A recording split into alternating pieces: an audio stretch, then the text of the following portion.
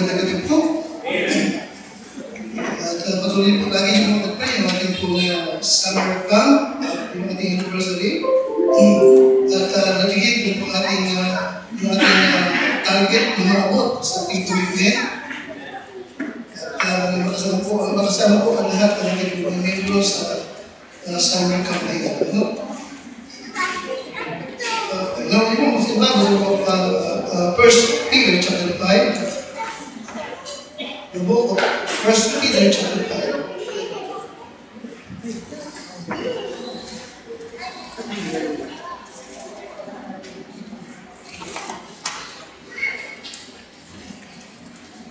Ito ang unang ni Pedro, kapitulo 5.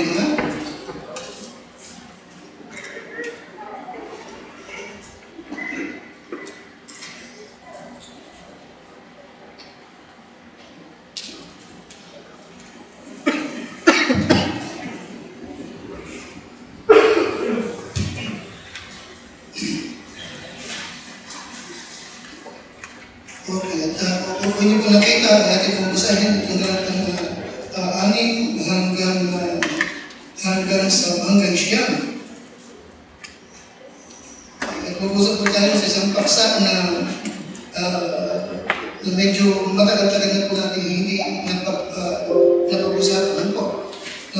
Ito na ng Pedro, binulit mga talatang 6 hanggang siyam. At kung nakita niyo po, ay magkaroon na rin pa rin pagbasa. Verse number 6, humble yourselves, therefore, under the mighty hand of God, that He may exalt you in due times.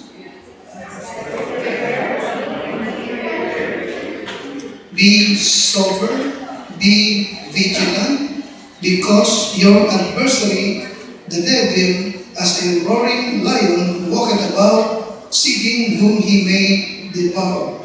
Whom resist steadfast in the faith, knowing that the same afflictions are accomplished in your brethren that are in the world. Now, ang paalala sa atin ng Panginoon sa talatang siyam ay be sober, be vigilant. Bakit? Anong dahilan? Because of your adversary. Sino yun? The devil. The devil. Okay? The Christian's enemy. The Christian's enemy. Yes, the devil is the believer's enemy. Huwag niyong iwawagin sa inyong isipan niya. Huwag niyong kakalimutan, huwag niyong babaliwalain. Sapagkat sa oras na ang isang mananampalataya ay kanyang kinalimutan at binaliwala na mayroon siyang kaaway ay magiging easy target siya ng kaaway. Amen, Christian? Amen? Amen? Now, listen carefully. Maaaring hindi nyo na-encounter itong gantong salita. But the truth is, many believers have gotten too comfortable with the devil. Are you with me? Maraming Kristiyano ay naging komportable na sa kaaway. Okay?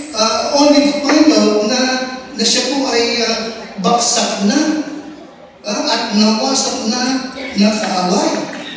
No? Lagi na tayong Kristiyano, mayroon tayong kaaway.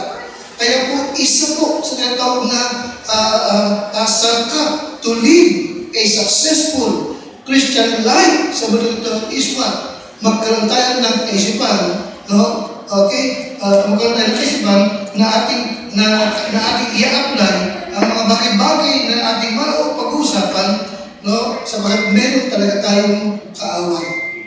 Alright? Ang Diablo, siya ang ating lakas, siya ang ating what? Yes, yung Christians enemy. Kaya po, Lord, kami po iyong kapatnubayan. Ako po iyong iingatan, Panginoon. Kami po iyong turuan. Kami po ibigyan mo po ng pusong malambot at kaisipan na tiwasay, may talas upang tumanggap ng iyong turo at ako na iyong abang lingkod. Panginoon, ay kasangkapanan mo muli, Panginoon Diyos. Di Lord, gumawa ka muli sa buhay ng lingkod, alang-alang sa iyong church, sa pangalan po ng Panginoon Jesus. Amen. Alright. Na ito po yung ilang mga mindset, no? Okay, mindset or kaisipan na lagi natin pong ilalagay sa ating pong mga puso, no? At lagi natin tandaan upang tayo maging successful, productive sa ating Christian life habang tayo po'y naghihintay sa ating Panginoon sa Kristo. Alright? Yes, sa ating paghihintay, lagi natin tandaan may kaaway ang Kristiyano. May kaaway ang mga mananampalataya ni Kristo. May kaaway ang mga anak ng Diyos. May kaaway ang mga tao ng Diyos. Alright? Okay. So number one, na dapat lagi nating tandaan, yes, remember, the devil is not a friend. Pakalakas nga? Pakalakas nga? Lakas na, lakas. Hindi siya kaibigan. Ano siya? Okay, enemy siya. Alright? Okay, you see? Now, maaring magpakita siya sa Kristiyano na siya'y kaibigan. No? But friendliness is what? A disguise. Ito'y pakunwari lamang upang ikaw ay maging komportable, no? At maging easy target niya. Nakikinig ka sa akin? Kasi mo, paano mangyayari na komportable ng isang Kristiyano? Ang Kristiyano na mali ang ginagawa, okay? Ang iba'y nandaraya, ang iba'y nang-aapi, ang iba'y masama ang ginagawa. Pero di mayaman siya, umaasenso siya.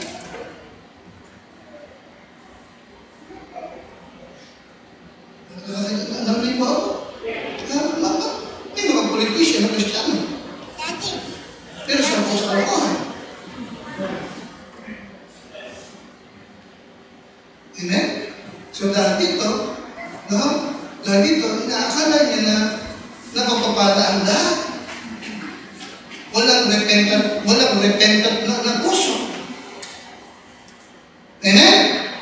Amen? At tila yata maligaya siya. Diba? Ano ibig sabihin nun? Too comfortable.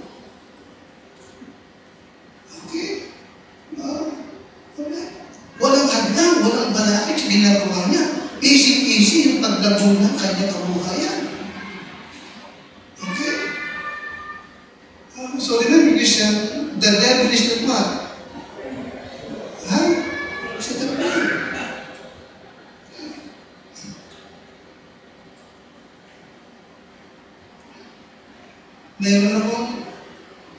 May dalawang sikat na international senior.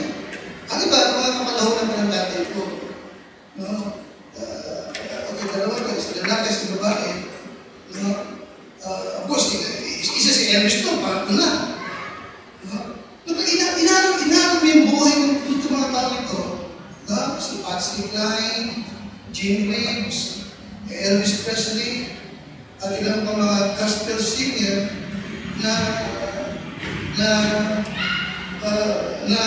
kumakanta ng Christian song, member ng Baptist, member ng Pentecostal, kumakanta sila, pero kumakanta din sila ng worldly song, at namumuhay sila talaga ng parang ang sing. Parang ang sing, sumikat, naging kilala.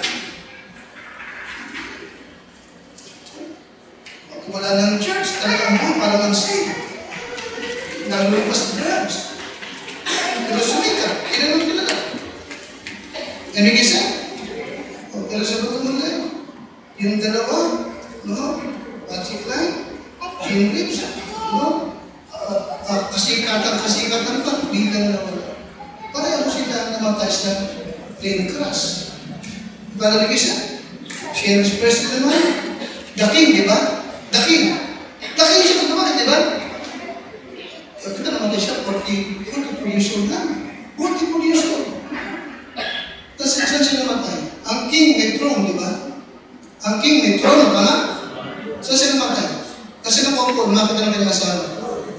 At nakaupo saan? Sa Isidoro. Di ba? Nakaupo siya sa Isidoro. Ito yung mga Kristiyano na naging too comfortable sa daigdig. Alright? At namuha sila ng walang balakid sa kanilang karamihan. Sige, may tayo. Tama yung sabi ng pastor na hindi lahat ng pagpapala, hindi lahat ng prosperity ay galing sa Diyos. Maliwanag ba? Hindi lahat ng kinakailangan, hindi lahat ng karayaan, hindi lahat ng prosperity ay galing sa Panginoon. Pwede rin pakita ng Jebel na pwede rin akalaan ng blessing pero galing na kay Satanas. Remember, the devil is not what? He is not a friend. He is not a friend. Alright? Wala talaga siyang hagagawa. Sirain ang buhay ng Kristiyano, sirain ang patotoo mo, at hanggang dyan na talikuran mo ang iyong pananampalataya. Ito yung ginawa niya kay Job, hindi ba? Tama? Anong dahil niya kay Job? Itakwi ni Job ang Panginoon. Amen? O, kita mo? Ano dahil niya sa mga kaibigan niya? Naging okay, ano kanyang asawa? Bakit hindi mo pa itakwin ang iyong Diyos? Right? Tingnan mo kung yung kanyang ginawa, yung kanyang sinikap na gawin kay Peter, tama? Ibig niyang babaksakin yung faith nitong si Peter. At tingnan mo rin yung kanyang ginawa sa mag-asawang si Ananias and Sapphira. Inakala ng dalawa na nakalusot na sila. Inakala ng dalawa na naloko nila si Peter, tama? Amen? Nagpakunwari sila. Kaya doon paramang sa church, namatay sila mag-asawa. Okay? So remember, remember, the devil is not your friend. Okay? And remember that once you got saved, huwag yung na, lagi natin tandaan that once you got saved, you became the target of the devil. Amen? Amen? Sapagkat ikaw ay anak ng Diyos. Okay? Kaya nga, lagi mo tandaan, anong lagi natin napatandaan? Remember? The devil is not a friend. Alright? Pwedeng pasikatin niya ang isang Kristiyano, pwedeng payamanin niya ang isang Kristiyano, hanggang itong Kristiyano hindi maging komportable na. Komportable na siya at akalain niya kaibigan ng Diyos sapagkat wala ng balakid sa kanyang buhay. Alright? In 1 Corinthians chapter 10 and verse number 20, 1 Corinthians 10:20, tingnan niyo po. At makikita niyo po ito na ito po'y konektado po sa ating point number 1. Alright. So sabi ni Pablo sa mga taga-Korinto, sa Corinthian Christians, ano sabi ni Pablo? But I say that the thing which the Gentiles sacrifice, they sacrifice to the devils and not to God. And I would not that ye. Hindi niyo? Sino yung ye? Yung Corinthian Christian. Sino yung ye? Yung Corinthian Church. At hindi ko ibig na kayo ay makipag-fellowship pa. Kanina? Ito mo, hindi ba? Kaya pwedeng mangyari na akalain ng isang Kristiyano na ang devil ay ano niya? Di ba? Tama? O yung Corinthian Church, kinakailangan pang paalalahan, di ba? Ayun siya. So remember, the devil is not a friend. Alright? Because he is the Christian's enemy. Alright?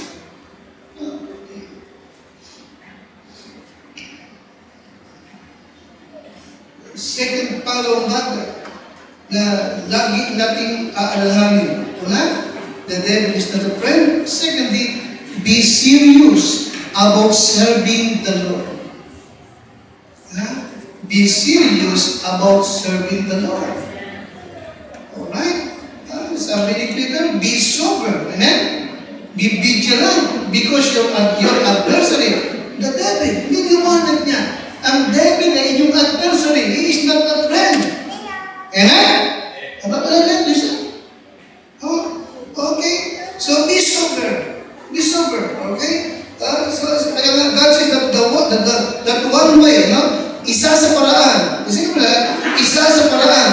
Okay? Upang magtagumpay tayo sa mga taktika ng diablo to be sober. Nakadipo? Isa sa taktika na kailangan natin, no? Okay? Paraan upang magtagumpay tayo laban sa mga taktik. Okay? Ng diablo is what? To be sober in your Christian life. Okay? Be sober. Now, tayo kita na. Okay. To be sober is to be serious. To be sober is to be serious about what you are doing. Lagay niyo po yan. Okay. Pakilakas na. Anong ibig sabihin ng sober? Be serious about what you are what? Yes. Maging seryoso ka. Okay? Pag sinabing sober, it means hindi ka half-hearted. Hindi ka half-hearted. No? Hindi mo parang nilalaro-laro lang yung ginagawa mo. Alright? So be sober. No?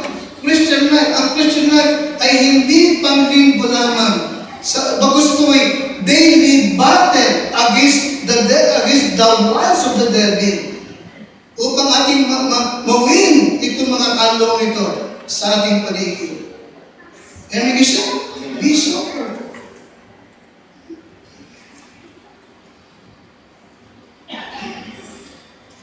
Kaya na sa amin, may tatlong gumagawa. Tinabot na ng hapon, at may ginagawa sila sa bahay.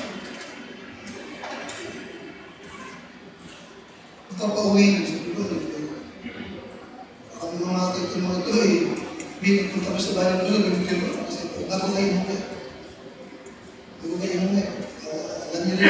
Alam niyo rin na kayo pastor. Okay magsisir sa inyo, ha? Nang tungkol sa katiyakan ng kalangitan.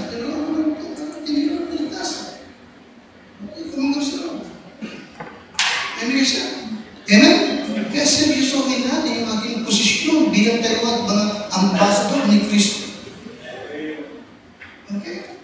Be serious about serving the Lord. Alright? Because the moment na hindi mo seryosohin itong battle na ito laban sa ating kaaway, no? Alright? Ito yung simula ng iyong panghihina sa iyong Christian life. Okay? We must be sober, serious, because it is what? It is a real battle. Amen? Oh, ano sa ng Revelation? Alam ng diablo pag malapit na yung katapusan at lalo siyang magiging mabangis. Tapos sinasabi niyo, pag napagin ng diablo na konting oras na lamang ang nanalabi sa kanya, talagang sisigihinan niya ang gagawin niya sa mundo nito. Okay? Sa panahon natin ito, talagang nasasala pa siya sapagat narito pa ang Espiritu Santo sa puso ng mga mananampalataya. Amen? But the moment na nag-rapture, wala nang screening, wala nang pipigil pa. Ipalang Christian? Amen? Talagang babaha ng kasamaan sa mundo nito. Alright? Kaya nga konting panahon na lang mga lalaki, kaya nga kailangan sa atin, as a Christian, be sober. Anong sabi na sober? Be serious about what? Be serious about what you are doing. Okay, what you are doing. Magtutulong ng Bible study, mag-impress ka, pray. Amen? Lord, use me. Pag-alabin mo ako, Panginoon. Amen? Baka ito na yung huling preaching ko. Baka ito na yung huling teaching ko. Amen siya? Our preaching, may warning, may challenge. Amen? Meron kasamang teaching na alam mong magpapatibay sa kanilang pananampalataya. Liwanag ba? Liwanag ba? Okay. Amen? Lagi ka meron turo na nakakatulong para ma-equip pa itong mga Kristiyano nito. Okay? Meron siya makuha sa ituturo mo talaga. Amen? Na mahalagang lesson na kakailanganin upang sila maging matagumpay sa mundo nito. Okay? Be serious about serving the Lord. Always be serious about serving God. Amen? Always be serious about attending worship, church worship. Okay, amen? Always be serious about teaching the home Bible study. Amen? Amen? Yung mga lagi ini-encourage yung mga men, especially mga tata, magturo kayo, mag-handle kayo ng Bible study. Amen? Okay, tingnan nyo. Tingnan nyo kung ano pa yung magagawa ng Diyos sa buhay ninyo. Tama, amen? Ito mahalaga, di ba? Yung bang Lord, darating ka ba na meron akong hindi natapos na gawain? Yung mangyari yun. Di ba? Maganda yung, Panginoon Diyos, hanggang saan mo kaya ako gagamitin? Tama? Lord, okay, ano pa ba ang gusto mong maabot ko? Amen? Amen, isa? Isa sa mga, di ba? Hindi i-reveal ng Diyos sa iyo totally kung ano yung gusto niyang gawin mo at maabot mo at makakulis mo. Hindi ito, pagpasin mo, di ba? Pagpasin mo. Kung makikita pa, pagsusurrender mo ng sarili mo sa Panginoon. Amen? Gawin mo yung alam mong talagang perfect will niya. At habang ginagawa yung perfect will, yung revealed will niya, ipapakita niya yung particular will sa buhay mo. Iba yung perfect will sa particular, di ba? Yung perfect will, yung halik sa Bible. Yung particular, yung individual. Tama, nakikita ko yung Bible? Amen? Iba yung personal will ng Diyos sa akin kay Adan.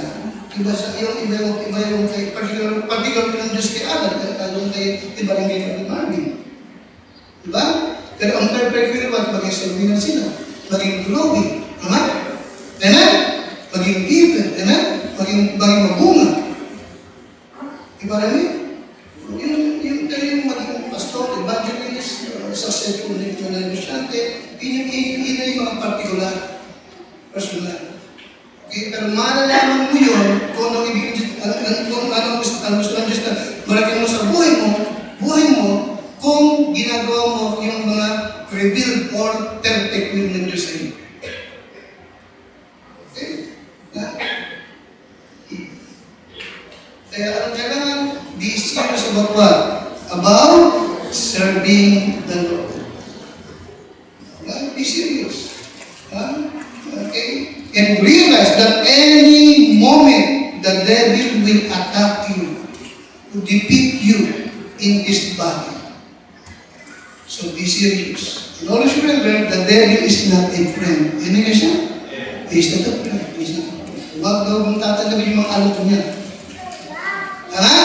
Huwag daw mong papasukin yung kanyang negosyo. Huwag. Kaya pangatlo, be alert. Be alert at all times. He is not a friend. Be sober, be serious. Pangatlo is what? Be alert at all times. Now, Luke 22:31. Okay. Sabi ni Pedro kanina, be sober, be vigilant. Diba? Okay? Sober is serious in what you're doing. Okay? Then the word vigilant is what? Alerto ka. Alerto. So be alert at all times.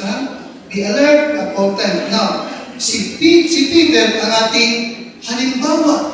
In Luke 22, verse number 31, ang Panginoon ay nagbigay ng babala kay Peter. No? Okay? Patungkol sa kahalagahan ng pagiging alerto ng isang Kristiyano. Right? Ano sabi ng Panginoon? Pakilakas nga? Simon, behold, Satan hath desired to help you, that he may sift you as a wheat. But I pray for thee, o na huwag manghina ang iyong pananampalataya. Magaling mo yan. Sa Tagalog, Simon, narito, hiningi ka ni Satanas upang ikaw ay maniplit na gaya ng trigo. Alright? Now, hinanap ko yung salitang yun. Anong ibig sabihin nito? Na ibig ng dyan, isa ka na maniplit niya parang trigo si Peter. Nakita ko, ang ibig sabihin ay, the devil did not just want to endure. Hindi naman niya gustong saktan itong si Peter. But he tried to break his faith. Ang goal is what? Breaking the faith of Peter. You see? Wasakin, sirain ang pananampalataya nitong si Peter. Pabaksakin, ilaglag. Kapag pa ako? Ganyan, di ba? Laging ganyan ang nangyayari. Di ba, ginawa, ibig niyang mangyari kay Job. Amen? Amen? O, amen?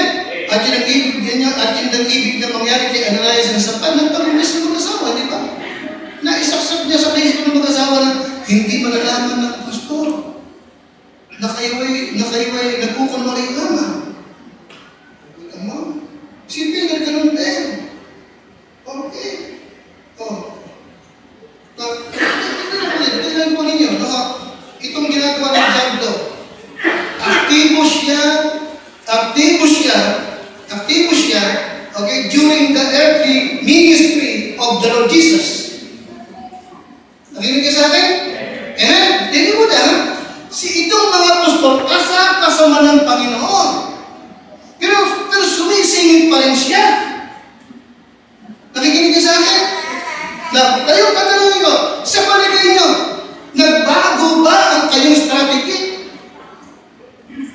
Mas higit ba siyang agresibo during the day of Christ kaysa ngayon? Hindi nagbabago yun. Nakikinig ka sa akin? Hindi nagbabago yun. Kaya kung ibig niya si Peter ay naging parang trigo, pero hindi nag-ibig yung mangyari sa bawat isa sa atin. Liwanag ba? Maliwanag ba? Kaya ano na yun, may kaaway siya. Hindi siya kaibigan. Maliwanag ba? Kaya maliwanag ba? Kaya anong dapat pangalawa?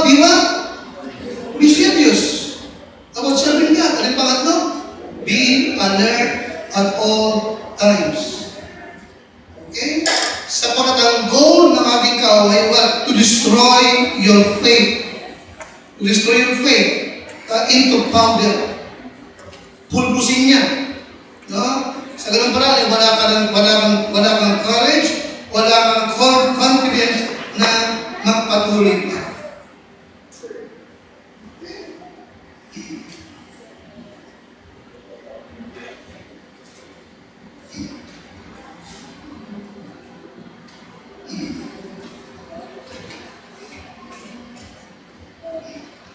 Pang-apat na lagi natin tandaan. Remember, number 4, the devil has no rules in this battle. Okay.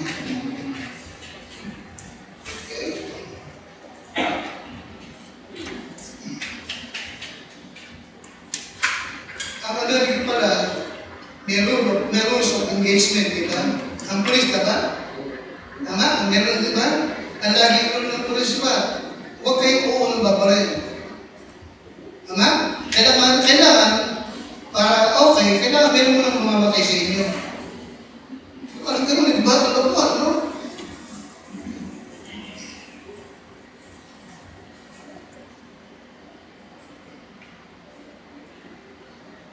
Sa giyera, meron din rules of engagement.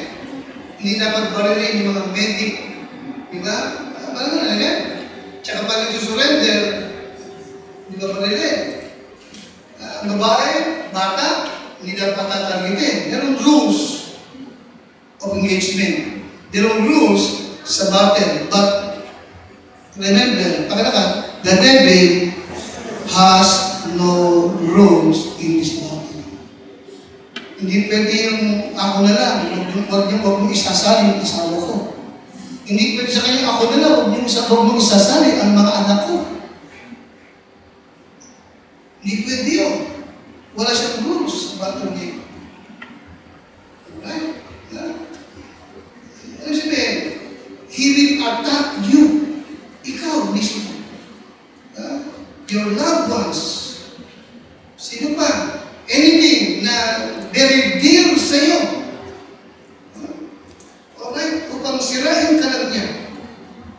Upang tumalikod ka lang sa pananampalataya. Maliwanag pa? Your health, your treasure, your business, your home, your family. Okay? The devil has no rules in his life.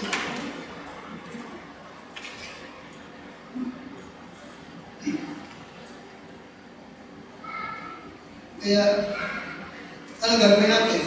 Anong gagawin mo? Kaya anong kailangan? Pray. Amen? Pray for your family. Ano yung pangalawa?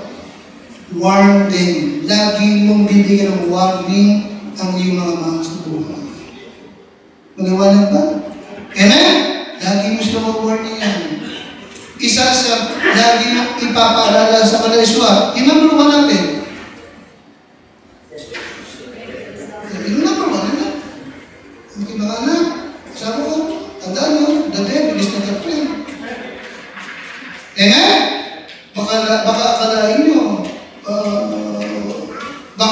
nyo, ay tahimik lang siya at hindi ka niya gagambalain at hindi ka niya sasalingin. He's not a friend.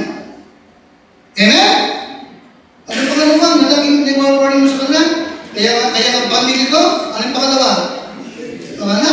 Be serious about what you are, about what you are doing. Listen to mga anak, Amina, be serious about what you are doing. Be serious. Daddy, going to church.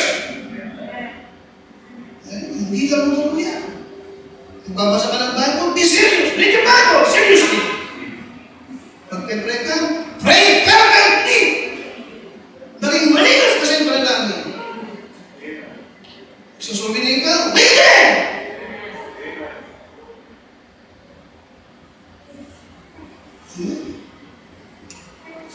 Yung mga kaibigan na yan, na hindi naman sumasama sa church, dahil lagi na yan, talikunan mo yung mga yan.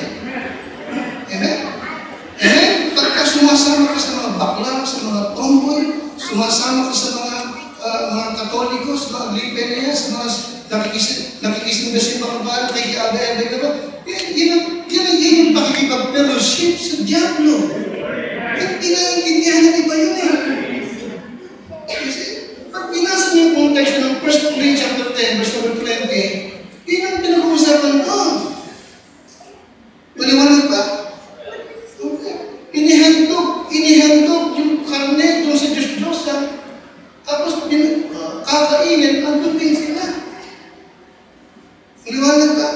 Sumasama-sama sila doon.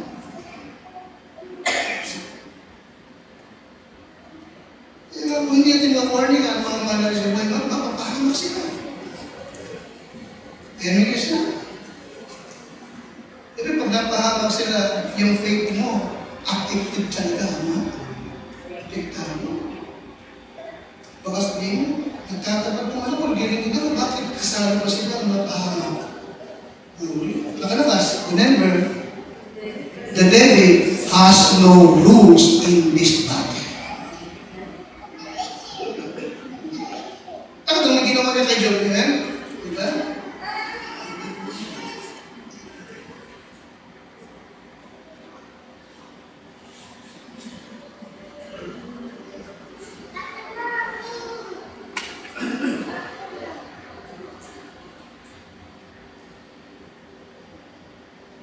May naging teacher ako sa Bible School. Isa sa gusto ko sa teacher. Naging teacher ko siya sa theology. Pastor siya na sa isang Bible Baptist Church sa Malate. Sa Malate.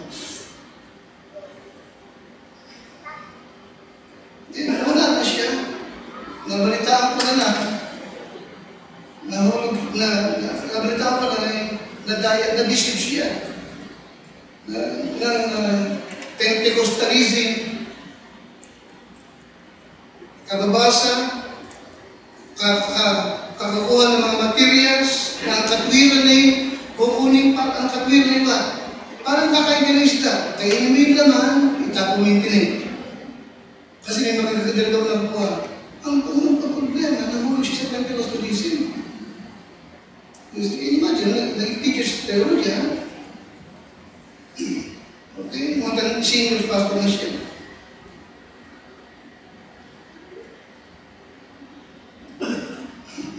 Nabalita ko na ay nag-repent, bumalik ulit sa Bible Baptist.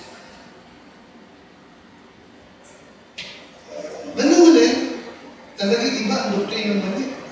Naso. Ganun ulit, nakita ko na Bible Baptist siya. Pero pagka hindi siya nag-preach, hindi ko alam kung asawang anak ng babae. Mas magaling mag-preach sa kanya. Babae.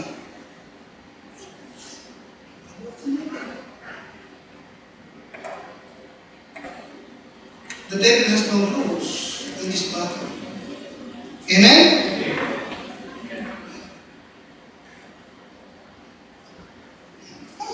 Ay, yung Bible student yun, nag-iaryan, nakalaan.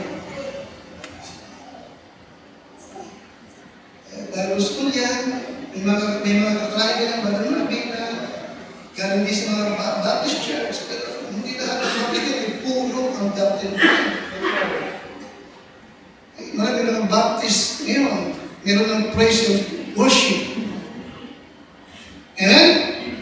Yung mga Baptist Church ngayon, wala ng choir, kunin meron na silang ang katong worship team. Tama? Worship team. Tama? Meron pang worship leader. Tama ba ito na ginagamit nila? Okay.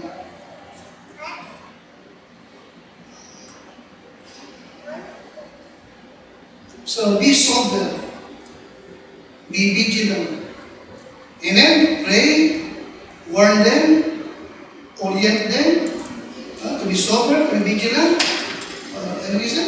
And then, napakahalaga din po. Kasi napakahalaga din that you not get angry, okay, sa tao na ginagamit ng Diablo. Kundi, tandaan natin, ang Diablo ang ating kaaway, hindi yung ating kapwa.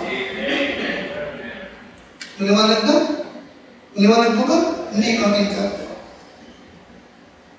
Okay? Kaya inaalis ko lagi yung kapira na ginagalit ako ng tao niya. Kasi mo na yun. Maliwanag ba? Nakikinig ka sa akin? Sinisira mo ang araw ko. Sino sumira ng araw mo? Ako di pa ako din.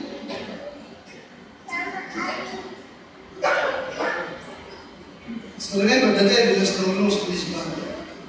Okay? And then, balik-balik ko ating talata, 1 Peter 5:9. 1 Peter 5:9.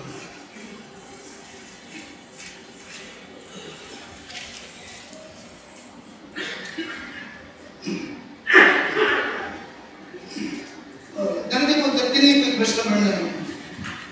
Verse number 9. Ibig ko sana po tandaan ito. Verse number 9. Ano sa mga ito? Alright, so binagyan. Okay, your sino yung ating adversary o kaaway? The devil. Okay? Si parang roaring lion, okay, lumalakad, parito, humahanap ng kanyang mabibiktima. Okay? Alright. At sino yung lagi ng target? God's people. Nakikinig sa akin? God's people. Sino ba? The church. Amen, isa? Amen? Hindi na niya gaanong pagkakaabalahan yung mga unbeliever, yung mga adik, pusa, yung mga yan.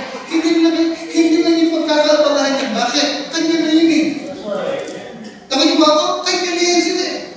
Tama ba? Hindi niya para pagkakaabalahan pa yung mga God's people, Jehovah's Witness. Hindi niya pagkakaabalahan niya. Hindi na niya kasi kanya na yun eh. Liwanag ba? Kung naghahanap pa siya ng kanyang Judah at Israel.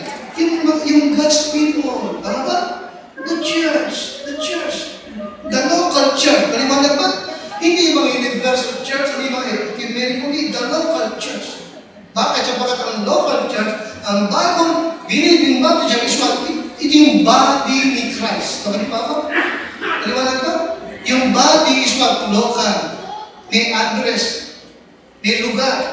Nagtitipon-tipon. Tama ba? Nakikita. Local. Visible. Pero yung head natin ay invisible. Nasaan? Si Christ. Tawagin pa ako? So hindi na niya kaya atakihin yung head. Tama? Kasi Diyos yun eh. Tama? Wala siyang magagawa sa head. Tama? Wala siyang magagawa sa head. Bakit? He is the Almighty God. Paliwanag ba? No? Sino yung halos nalog kami niya?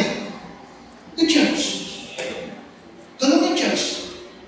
Nakagin pa ako ba rin? Ito. Gusto niyo babaksakin, sirain bawat meron. Gusto niyo magsiksaksak ng wrong teaching sa church. Kaya anong bilin sa atin? Verse number 9, pakalakas. Kung anong dapat natin gawin? Resist. Steadfast in the faith. Tingin ko, knowing that the same affliction, pakalakas, are accomplished in your brethren that are in the world. The word accomplish means what? Experience. Ano siya na-accomplish? Kung hindi siya na-accomplish, baka alay ng tagumpay, ha? Okay, the word accomplish means what? Ano siya na-accomplish? Alright. Kung isuliwanag, alam ko kung ikaw man ay inaatake ng Diablo, o ikaw man ay dumadaan sa mga pagsubok na yan, tatandaan mo lagi, hindi lang ikaw ang dumadaan dyan. Nararanasan din yan at nararanasan din ng iba nating kapatiran na nasa sanlibutan. Maliwanag ba? Ngayon, pareho ang paraan para magtagumpay. Anong paraan? Verse 1, resist. Kaya, resist. Kaya, ikalima. Sa ito dalas, talagyan din kong alalahanin, you must resist the devil. Alright? You must resist the devil. Okay? Itakwil resist the devil steadfastly in the faith. Itakwil mo siya, okay? Na may katatagan sa magitan ng pananampalataya. Now, listen, resistance is what? As we know this, refusing. Resistance is what? Takas? Refusing to comply. Yes. Resistance is what? Refusing to comply or to conform. Hindi ako magpapatukso. Hindi ako susunod. Hindi ko tatanggapin ang inaalok mo. Nakuha ba ako? Hindi ko tatanggapin yan. Hindi ko kailangan yan. Paliwanag ba? Marami siyang iaalok. Marami siyang iuudyok sa'yo. Diba namin? Pero kung kailangan, refuse it. Resist. Reject. I-reject mo lahat na kanyang inaalok. Maliwanag ko ba? Now, James chapter 4, 6-8. At ibig ko makita yun, the best way to resist is what? To draw nigh to God. The best way upang maitakot mo ang Diablo is what? Lumapit ka ng malapit sa Diyos. Yun niyo po. James chapter 4, 6-8.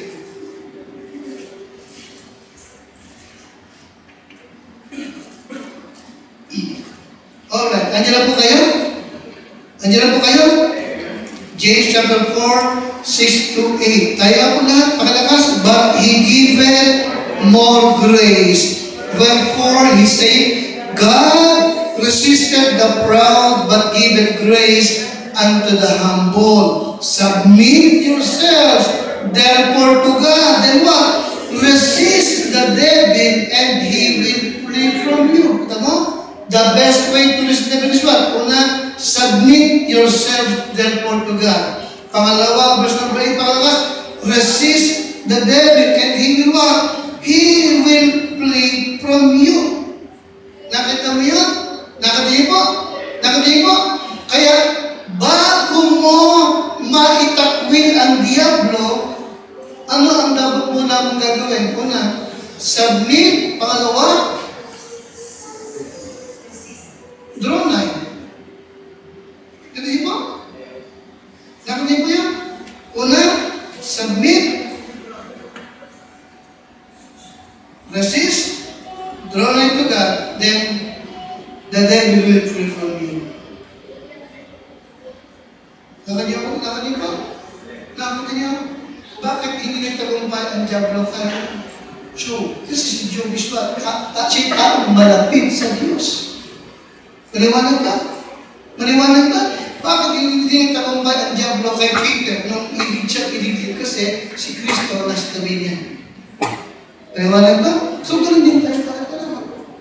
Kaya nga, the best way upang maitakwil mo ang diablo is what? Anong kailangan? Draw nigh to God. Magpasakop ka sa Diyos. Amen? Amen? Magpasakop ka. Pangalawa, lumapit ka sa Diyos. Tsaka mo ngayon itakbo ng diablo. Alright?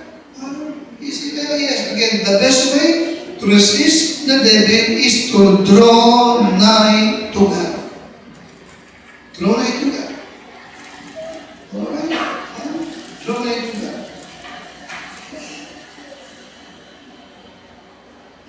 Naman kayo. Pag sabing draw nigh to God, lumapit kasi sa paanong paraan? Sa paanong paraan tayo magiging malapit sa Diyos? Sa paanong paraan? True? Be prayerful. Amen? Ano yung pangalawa? Be faithful. Liwanag ba? Be faithful.